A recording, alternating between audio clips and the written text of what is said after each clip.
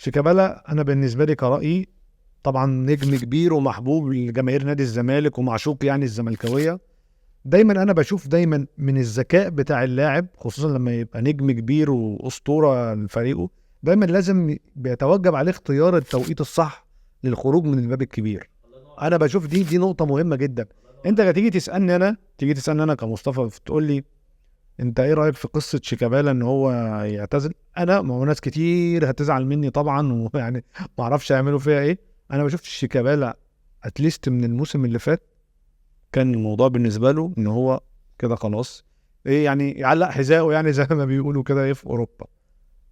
ده انا بشوف دي يعني دي كانت انسب وقت، وكان يعني كان وقت مناسب جدا السنه دي للخروج. هو السنه دي كان هو مع او الكاس. السنه دي او السنه انا بكمل السنه اللي فاتت كبرفورمانس دي ان انت راجل يعني انت يعني بص الموهبه بتفضل، خد بالك يعني انا الموهبه